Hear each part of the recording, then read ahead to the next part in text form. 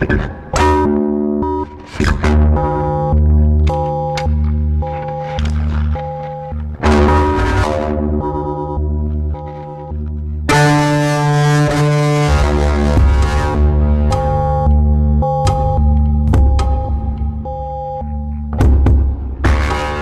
Culture, une émission proposée par l'association Maison de la Culture du Havre et présentée par Isabelle Royer.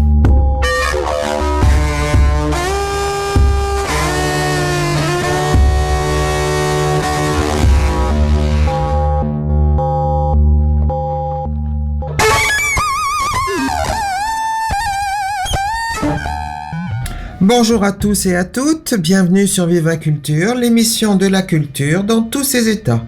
Dans notre actualité aujourd'hui, nous rendons compte de l'exposition de Sylvie Lèbre, photographe de rocker, au SEM.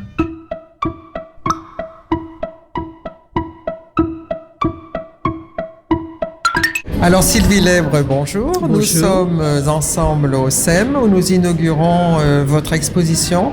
Alors c'est une exposition tout à fait émouvante parce qu'en fait vous avez photographié dans les années 70 principalement des rockers, on va dire. Oui, le rock, oui. Le rock. J'ai envie de dire jazz, bluesman et tout ça, mais c'est, oui, au départ, oui. Voilà. Il y a des photos magnifiques.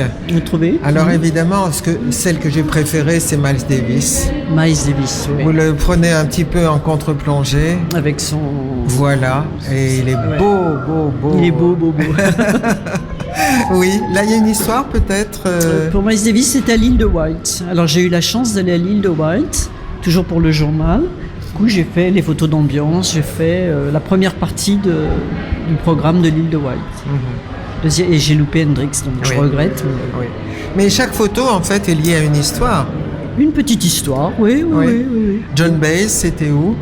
Alors, je crois que c'est à l'Olympia, John Baez. C'était à l'Olympia. Ou alors à l'île de White aussi, parce qu'il y a eu quand même énormément de groupes qui sont passés. C'est vrai. Et je les ai revus à l'Olympia après, mais bon, j'en ai croisé beaucoup à White. J'ai eu une chance inouïe. Oui, c'est vrai. C'était une époque sympathique. Hein. Oui. On voulait faire la révolution, 68, exactement. 70, on s'est un peu calmé. Mais c'est l'impression qu'on a en voyant toutes ces photos. C'est une impression d'abord évidemment de goût de la musique. Mais j'ai pas d'oreille, mais j'ai les yeux. L'oreille, c'est moins évident. J'aimais bien. Mais aussi d'une grande liberté. Mais je sais pas si c'est votre façon peut-être de photographier ou de... Grande liberté ? Oui, de tous ces gens-là. Ils sont joyeux, ils jouent. La musique, c'est très... Ils sont concentrés. Une période peut-être je sortais de l'adolescence, j'avais des idées un petit peu dingotes ado, mais après 68, cette musique, ça m'a sorti de mes idées fixes, ça m'a sorti de ma bêtise. Oui, parce que j'avais des critères un petit peu réac. Oui. Et du coup, d'entendre, c'est surtout à l'île de White, il y avait une jeune femme qui jouait du sax. Oui. C'était le groupe Voice Office of Harlem. Elle était tellement belle, le son était tellement magnifique, la population c'était grandiose, et du coup ça m'a enlevé tous les détritus que j'avais dans mon cerveau, qui me disaient ça c'est pas bien, ça, voilà. Et là je me suis laissée... et du coup, tout ce qui est jazz, blues et tout, moi je fonds. Oui.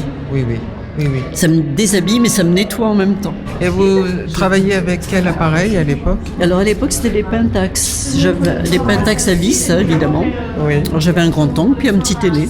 Donc ça me permettait de couvrir... Et c'est vous qui faisiez les tirages ? Et je faisais les développements des films et les tirages. Mais j'ai fait des stages au Muséum d'histoire naturelle. Ça m'a aidé à apprendre l'argentique. J'ai vraiment appris avec eux. Oui. Et alors là, c'est un grand moment. C'est les ambiances de l'île de White. Oui. Alors là, vous avez un de mes confrères, Bisseglia, c'est un photographe de l'époque. On était une dizaine, moins de 10 à l'époque comme photographe à couvrir tout ce qui se passait. Entendez ? Paris, France, enfin voilà. Oui. Là, vous avez Donovan dans le public. Oui. En famille, apparemment. Oui. Puis ils ont l'air de fumer une petite clope. Puis là, c'est les ambiances. Oui.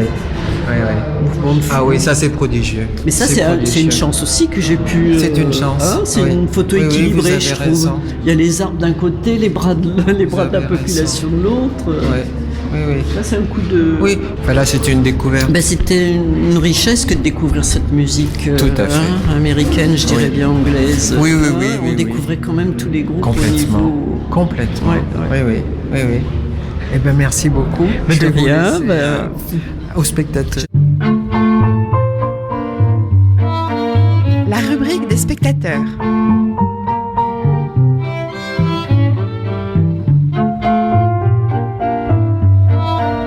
Bonjour, nous voilà ce dimanche 16 septembre au cœur du week-end consacré à la 35e édition des Journées européennes du patrimoine. Vous avez sans doute profité hier des nombreuses visites gratuites proposées en France dans plus de 17 000 lieux prestigieux et vous poursuivrez aujourd'hui peut-être. Au Havre, le programme est chargé. Des lieux fermés s'ouvrent exceptionnellement aux curieux que nous sommes dans des domaines très variés. L'escalier roulant en Montmorency, fermé depuis 1984, les archives de la French Line, le bunker du central téléphonique de 1944, l'hôtel des ingénieurs, construit en 1900, bel exemple de l'art nouveau. Bref, la palette est large, il y en a pour tous les goûts. Depuis 35 ans, donc, on profite de ce week-end exceptionnel pour aller fureter à droite et à gauche dans cette grande fête de la culture. L'origine de ces manifestations, c'est le ministère de la Culture qu'on ne peut évoquer sans nommer celui qui en a été le premier responsable. Je veux parler bien sûr d'André Malraux. C'est lui, on s'en souvient, qui inaugura en 1959 le ministère des Affaires culturelles et nous, adhérents à l'association de la Maison de la Culture du Havre, on n'oublie pas qu'il l'inaugura en 1961. Alors, ces journées du patrimoine nous touchent de très près. Mais patrimoine, au fait, c'est quoi ce patrimoine ? J'évoquais tout à l'heure ces lieux ouverts au public, un escalier mécanique, un bunker, un musée, un inventaire à l'après-vert, non ? C'est que le sens du mot s'est assoupli et qu'on est passé du monument historique un peu guindé à un patrimoine plus populaire, plus près de la vie de chacun. Un moulin, une ferme, et même plus prosaïquement une usine, un paysage, un terril, des chansons, ou une ville en béton, comme notre ville du Havre si décriée autrefois et si attrayante aujourd'hui. Le patrimoine, c'est donc ce qui se transmet de tangible ou d'immatériel. Reste un point délicat dénoncé par certains ou certaines, parce que dans patrimoine, on entend père. Or, un père sans une mère n'engendre pas grand-chose, donc ne transmet pas grand-chose non plus. C'est pourquoi on découvre un peu partout des initiatives mettant en avant le matrimoine. Autrement dit, la part des femmes dans la transmission culturelle, tangible ou immatérielle. Au Havre, le musée Malraux propose une visite qui met à l'honneur les femmes dans la création artistique. Et le fort de Tourneville, une balade sonore initiée par le mouvement HF, mouvement qui se donne pour mission de veiller à l'égalité homme-femme dans la vie culturelle. On rejoint donc là les préoccupations de plus en plus visibles de mettre le genre au cœur des débats, de lutter plus largement contre les discriminations des minorités quelles qu'elles soient. Le Festival d'Avignon a inscrit les questions du genre au cœur de sa programmation 2018, en dépassant les problématiques sexuelles pour envisager une portée plus large sur le plan philosophique, social, politique. Ce que David Bobet a illustré dans son feuilleton quotidien « Mesdames, Messieurs et le reste du monde ». Pour Olivier Pide, le directeur du festival, l'émergence de ces questions prouve l'importance des changements de point de vue sur ce sujet et qui signe pour lui la fin du patriarcat. La fin du patriarcat ? La fin du patrimoine alors ? La fin du mot bien sûr, pas du concept. Alors la solution ? C'est peut-être d'adopter des prénoms neutres. C'est le titre du 27e roman d'Amélie Nothomb, Les prénoms épicènes, ces prénoms qui ne marquent ni le féminin ni le masculin, comme Claude, Camille, Dominique ou Chris peut-être. Chris, c'est le nouveau nom de scène adopté par Héloïse Letissier qui a raccourci ainsi son célèbre Christine and the Queen. Nouveau nom car nouveau look.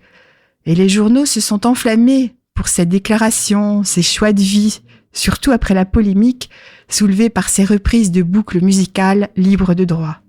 Copie ont condamné certains, mais critiquée ou admirée, la chanteuse, auteure, compositrice, productrice et pianiste s'en moque. Elle revendique son identité originale dans Chris, son deuxième album qui sortira le 21 septembre, et elle brouille les pistes. Elle gomme les limites du genre comme d'autres artistes avant elle. David Bowie, Mylène Farmer, et pas seulement dans son look, dans ses textes aussi. Et elle lance le défi dans sa chanson qui tournait en boucle cet été, « Dame, dis-moi, t'es qui pour me traiter, toi ?» Bah, voilà, oui, t'es qui ? Un garçon ? Une fille ? Un homme ? Une femme ? Alors, patrimoine ? Matrimoine ? Il faudra peut-être faire comme Chris et inventer un mot tout neuf un jour. En attendant, bon dimanche et rendez-vous le 30 septembre. Je me fais la nique, les mains dans le blouson. Tout mon corps me pique, c'est la salaison. Quand ils l'ont de leurs bras, elle rit de bonté. Tic tic tac, ça semble écrit sur le papier. Ma tristesse infectera ma mâchoire. Plus je convoite et moins je suis belle à voir. C'est comme un merle, la fille que tu crois retenir. T'appuies au hasard pour la faire jouir. Que faire de l'énergie que je perds quand je te veux? Dis-moi comment mieux. Que faire de l'énergie que je perds quand je te veux? Dis-moi comment mieux. Toucher. Je suis allée noyer ma femme puisque c'est elle qui t'a plu. Un billet pour Stella qui sucera mes amours déçus. Dans le noyau des villes, ils m'interpellent depuis leur cul. T'es qui de la monnaie pas défendue? Revenu au matin pleine de sueur. Mon corps menti entre les bras du passeur. Accroupi, laissé toute l'âme tragique. T'es qui pour me traiter toi? Que faire de l'énergie que je perds quand je te veux? Dis-moi comment mieux. Que faire de l'énergie que je perds quand je te veux? Dis-moi comment mieux. Chris, I don't know why you tripping. Toucher, toucher, toucher, toucher. Toucher, toucher, toucher, toucher. Toucher, toucher, toucher, toucher. You got to keep on rolling, girl. Keep rolling, rolling, rolling. Toucher, toucher, toucher, toucher. Toucher, toucher, toucher, toucher. Toucher, toucher, toucher, toucher. Toucher, toucher, toucher, toucher.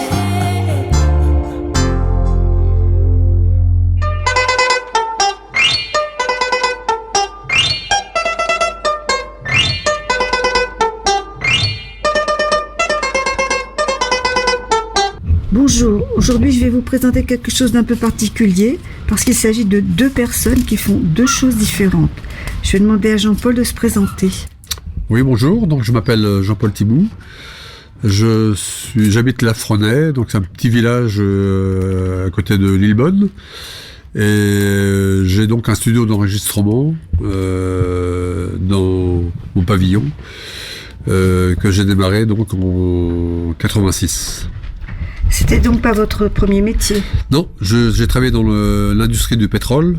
J'ai terminé comme chef de projet et je suis maintenant retraité. Donc je suis ingénieur du son en auto-entreprise. Vous pouvez me donner l'historique de votre parcours? Alors j'étais un passionné de techniques de restitution du son.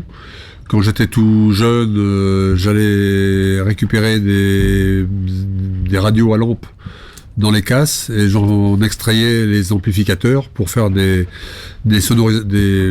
matériel de sonorisation afin de sonoriser les booms avec les copains et disons les mariages des cousins et cousines. Et puis donc toutes les techniques de haute fidélité, ce qu'on appelait avant la hi-fi dans les années 70 arrivant, j'ai donc acquis amplificateur, préamplificateur, enceinte et magnétophone à bande. Et comment dirais-je, me disant que enregistrer des disques sur des magnétophones à bande c'était bien, mais c'était pas suffisant. J'ai commencé à enregistrer des groupes de musique à l'extérieur, dans les locaux de répétition. Votre activité consiste en quoi? Alors, j'ai donc démarré un studio dans le sous-sol de mon pavillon en 2006, et donc j'étais bien connu dans la région pour faire des enregistrements, des maquettes, ce qu'on appelait des maquettes, et donc j'enregistre les groupes dans mon studio. Et je fais le mixage et le mastering derrière. Vous pouvez nous donner des exemples de groupes? Oui, j'ai enregistré des groupes comme par exemple un groupe qui s'appelait Précieux Sang sur Fécamp, un groupe qui s'appelait Taxi Driver sur Le Havre, pas mal de groupes locaux dont Isa dans ma région. Enfin, tous les groupes, beaucoup de groupes amateurs locaux. Vous avez eu une expérience avec un groupe allemand aussi? Oui, alors j'ai eu l'occasion, c'était un petit peu le summum pour l'instant de ma carrière, si je puis dire. L'année dernière, un groupe allemand m'a contacté parce qu'ils avaient entendu un album d'un groupe régional que j'avais fait, et c'était exactement le son qu'ils recherchaient pour faire leur album, qui est sorti d'une façon internationale le 1er avril 2018. Donc c'est un album qui a été distribué dans le monde entier, y compris au Japon. Et c'est un groupe c'est un groupe allemand donc qui a tourné dans 23 pays en dehors de l'Allemagne. D'accord. Vous avez des projets? Alors oui, tout de suite j'ai plusieurs projets. Donc j'ai tout de suite un album en cours de chansons françaises arrangées jazz, avec une chanteuse qui s'appelle Anne de Vos, pour lequel la plupart des musiciens sont des musiciens professionnels qui sont venus enregistrer, des musiciens de la région parisienne. Vous m'aviez parlé aussi d'une expérience avec les maisons de retraite. Oui, alors là, c'est un projet que j'ai pour le mois de octobre de cette année. Il s'agit d'enregistrer des lectures faites par une troupe de théâtre, de lettres écrites par des résidents de maisons de retraite. C'est une troupe de théâtre qui fait la lecture de ces lettres-là, et on va en faire un CD notamment pour redistribuer aux familles des résidents. Est-ce que vous avez des envies? J'ai toujours envie de continuer mon activité, d'avoir les oreilles qui suivent, parce que quand on vieillit un peu, il faut s'assurer que les oreilles suivent bien. Et j'ai toujours l'envie, une soif d'apprendre des choses nouvelles. Donc voilà, parce que là j'ai fait plusieurs styles, essentiellement dans les années 2000, beaucoup de rock. Mais j'ai fait aussi du jazz, j'ai fait aussi du classique, et dernièrement j'ai fait j'ai enregistré un disque de violon au sol avec des partitas de Jean-Sébastien Bach, et c'était une expérience nouvelle pour moi. Vous m'avez aussi parlé d'un travail avec Joël Surin. Oui, alors Joël est ma compagne depuis 2 ans, donc on s'est connus par le biais de la musique. Joël est une chanteuse amateur qui chante très bien, et on a enregistré un CD qui est sorti début 2018 avec des chansons de différents styles musicaux. Je vous remercie. Je vais en profiter pour demander à Joël de se présenter maintenant. Bonjour, je suis Joël Surin. Je suis artiste peintre depuis maintenant 30 ans. Je suis aussi chanteuse. Vous pouvez me parler du côté peinture? Alors, la passion pour la peinture a commencé à l'âge de 14 ans, enfin le dessin en général. Ensuite, à 19 ans, je suis partie en Italie, où j'ai connu mon mari, qui a aussi été mon maître dans ce domaine-là. Et voilà, et j'ai évolué au fur et à mesure des années dans la peinture. Voilà. Avec lui, vous n'avez pas fait que de la peinture, vous avez fait des masques? Oui, j'ai travaillé avec lui dans le domaine de spectacle, donc dans la réalisation de masques en latex, donc pour le théâtre, le cinéma, la télévision italienne, entre autres. Et vous êtes de retour en 2006 en France? Oui, je suis de retour depuis 2006 et j'ai continué dans le domaine de la peinture principalement. Et je peins toujours. Vous avez été primée, je crois. Oui, en juin 2017, médaillée de bronze par Arts, Sciences et Lettres à Paris. Vos projets en peinture, vous avez des expos? Alors, prochainement, il y aura 2 expos collectives à Yébleron et je ne sais plus... je ne me rappelle plus. La deuxième, c'est des expos de village. Et ensuite, au mois de décembre, une expo personnelle avec comme sujet les civilisations. Donc, je vais réaliser des tableaux sur les civilisations en général, de l'Antiquité à nos jours et futurs. Et ça se passera où? Ça se passera à La Frenay. Ce sera le 13, 14 et 15 décembre. Il y aura un vernissage le vendredi entre 18h et 18h30. Et côté chant maintenant? Alors, pour ce qui concerne la chanson, j'ai toujours été passionnée de chant depuis la petite enfance. On va dire que je chante depuis l'âge de 3 ans. Et au début, je chantais pour moi toute seule. Et ensuite, avec le temps, j'ai eu l'occasion de côtoyer des musiciens de jazz en Italie, avec lesquels j'ai pu me lancer un peu dans le jazz, en fait. Voilà. D'accord. Et vous avez fait donc un CD en 2016? J'ai fait, oui, comme disait Jean-Paul, j'ai fait un CD d'une 20 chansons, rock, variété française, jazz, et variété anglaise aussi, oui, qui s'appelle Caméléon. Rien en italien? Pas pour ce CD-là, mais là prochainement, j'ai en projet un nouveau CD d'une quinzaine de chansons jazz, où il y aura entre autres 2 chansons de Paolo Conte en italien, bien sûr. Alors je vais vous demander à tous les deux maintenant, vous répondez comme vous voulez, là en premier. Pensez-vous que vos passions, ce soit de la culture? Pour ce qui me concerne, oui, c'est vraiment de la culture, oui. Vous pouvez développer? Dans le sens que, la peinture, déjà avec ce que je fais comme projet sur les civilisations, c'est un partage et un échange par rapport à l'évolution des êtres humains.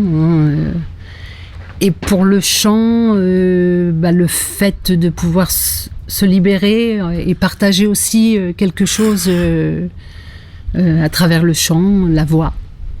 Donc oui, pour moi c'est... Et vous, Jean-Paul? Alors moi, c'est à cheval entre l'artisanat et le culturel, puisque il y a une grosse partie technique dans l'activité studio qui s'apparenterait plutôt à de l'artisanat. Malgré tout, quand j'enregistre certains groupes, je participe aussi aux arrangements. Donc c'est une partie créativité, donc culturelle. Mais aussi, bien entendu, comme tout studio d'enregistrement, on fait partie de la chaîne de diffusion des œuvres, donc qui rentrent en plein dans l'aspect culturel. À quelles adresses on peut vous joindre? Donc moi, on peut me joindre sur Facebook. J'ai 2 pages. Une page peinture au nom de Siorin et une page chant qui s'intitule Jo Canta. D'accord. Sur Facebook. Un numéro de téléphone ? Numéro de téléphone 06 65 73 08 72 et j'ai une adresse mail jo.canta68@gmail. Et vous, Jean-Paul ? Donc moi j'ai une page aussi, j'ai une page Facebook qui porte le nom du studio. Alors le nom du studio c'est un nom anglais, c'est Green Parrot Studio. Donc green c'est vert en anglais, enfin en français. Parrot c'est un perroquet, hein, donc voilà. Studio. Et donc mon numéro de téléphone c'est le 06 58 32 86 64. Et mon adresse email c'est donc jptibout, donc jptibou@gmail.com. Avez-vous autre chose à ajouter, l'un ou l'autre, ou l'un et l'autre ? On est heureux. Voilà, on est heureux d'être ensemble. Et puis faire notre passion. Voilà. Eh bien, je vous remercie. Bonne journée. Merci. Au revoir. Au revoir.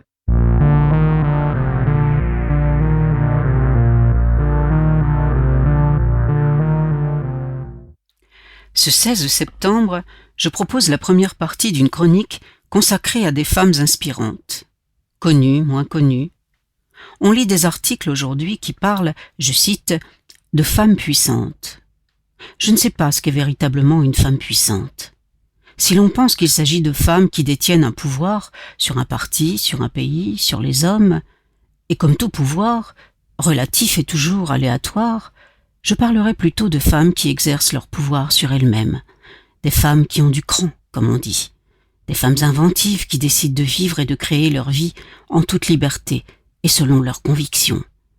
Ce sont elles qui donnent du courage à toutes les autres. C'est pourquoi je les appelle plutôt des femmes inspirantes. Voici donc le premier épisode. Il est parfois des découvertes apparemment insignifiantes et qui pourtant se révèlent passionnantes. Pendant l'été, j'ai trouvé un vieux livre dans un tiroir chez ma mère. Broché, couverture usée et écornée, page en papier épais et grenu, jauni. C'est le titre qui a attiré mon attention. Détresse américaine. J'ai regardé la date d'impression, 1938. Distraitement, j'ai commencé à en parcourir les premières lignes et j'ai continué à lire. J'avais découvert le plus fort et le plus poignant des récits. L'auteur m'était totalement inconnu, voire obscur. Son nom, Martha Gellhorn. Il a été facile de la trouver sur Internet, essentiellement grâce à des articles en anglais. Parce qu'en réalité, moins connue en France, elle est célèbre aux États-Unis. Martha Gellhorn est née en 1908 dans le Missouri. À 23 ans, elle part pour la France. Quand elle revient aux États-Unis, 5 ans se sont déroulés depuis le krach boursier qui a ruiné le pays. Presque 3 millions d'Américains vivent alors dans des bidonvilles.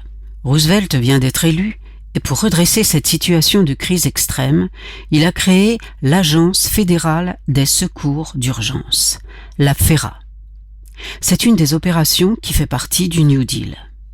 C'est là que nous retrouvons Martha. Les statistiques rapportées à la FERA sur les progrès réalisés ne sont pas satisfaisants.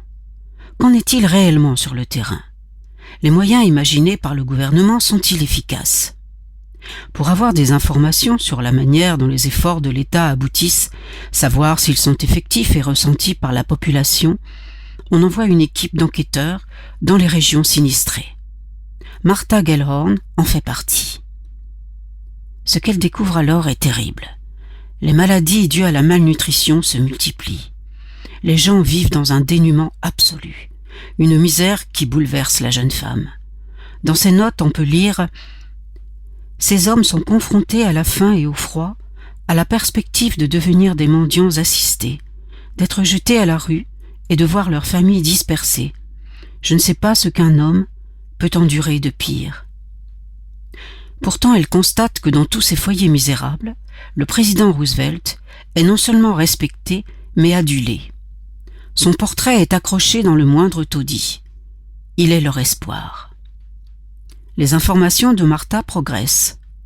Or, dans une petite ville de l'Idaho, elle est témoin d'un détournement d'argent qui lèse les chômeurs, les privant de leurs allocations.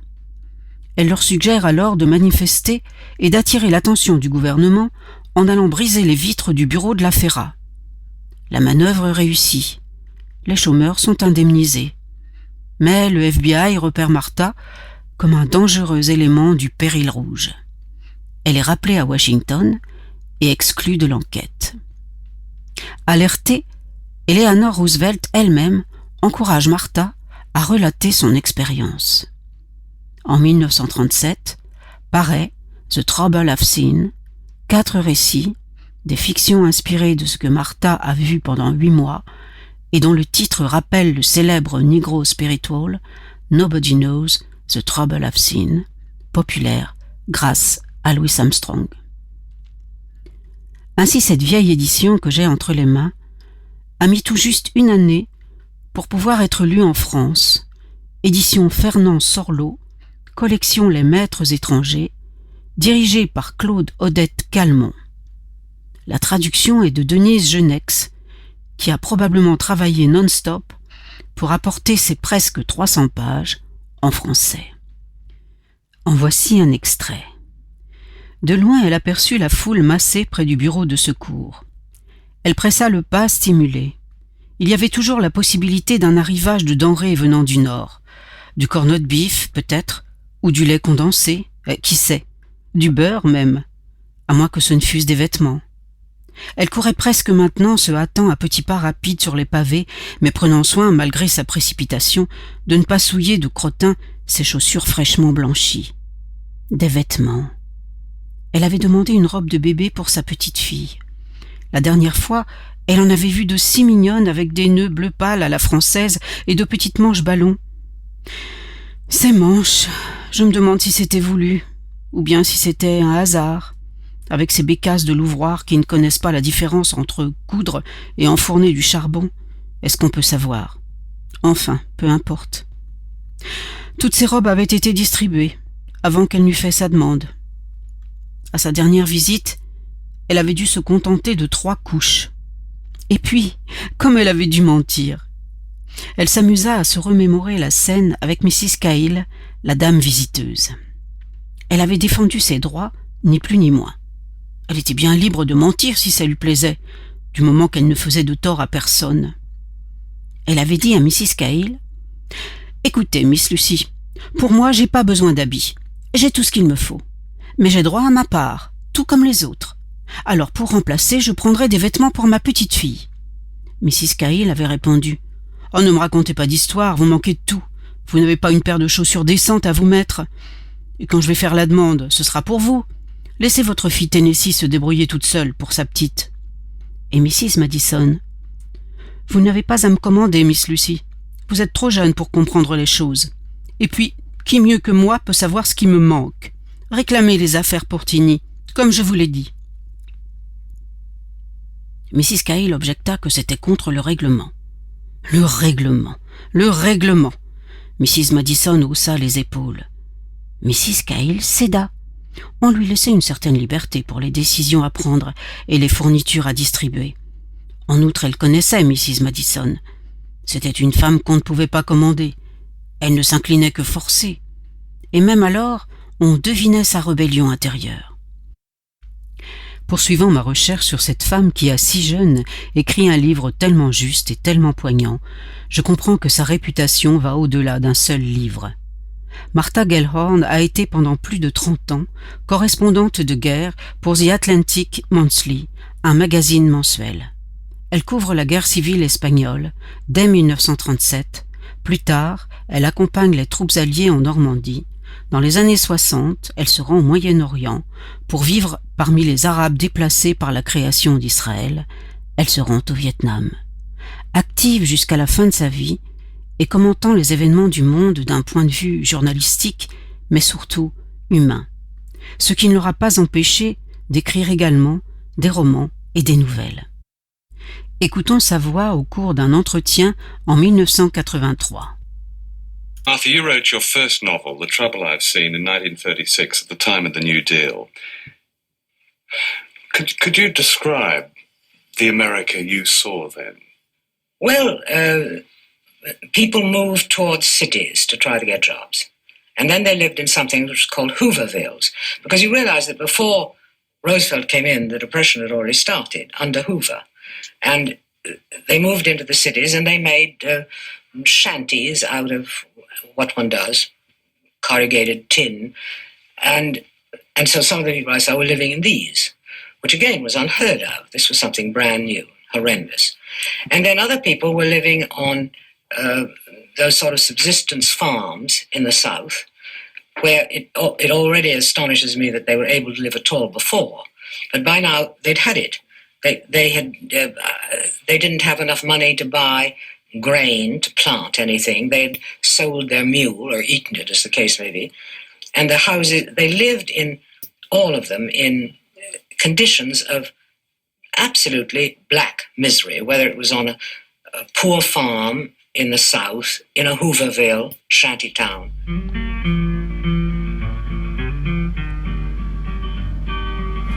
This land is your land, and this land is my land. From the California to the New York Island, from the Redwood Forest to the Gulf Stream waters, this land was made for you and me. Retrouvons-nous le 30 septembre pour le deuxième épisode de ces 10 minutes consacré à Martha Gellhorn et particulièrement à son livre The Trouble I've Seen. À bientôt. C'est la fin de Viva Culture. Au revoir et bonne semaine à tous. Pour notre annonce, je laisse la parole à Walter Welbrough nous parler du théâtre de l'Hôtel de Ville.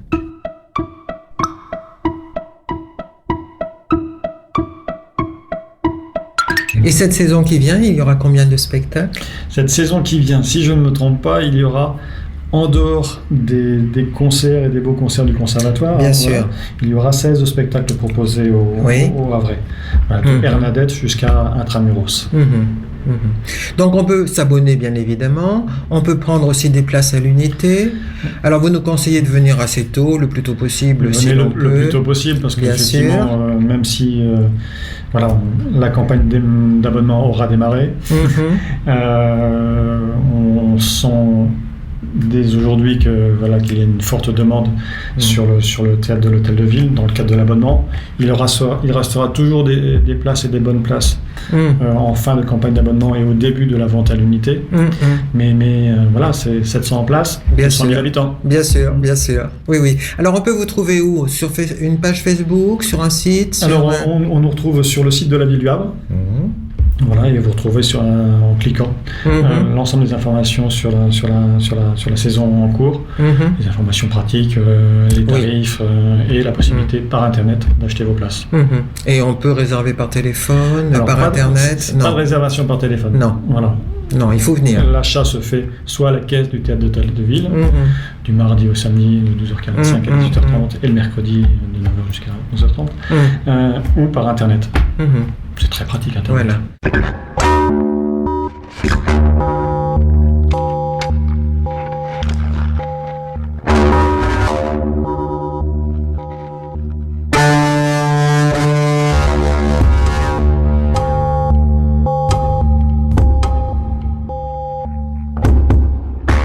Viva Culture, une émission proposée par l'association Maison de la Culture du Havre et présentée par Isabelle Royer.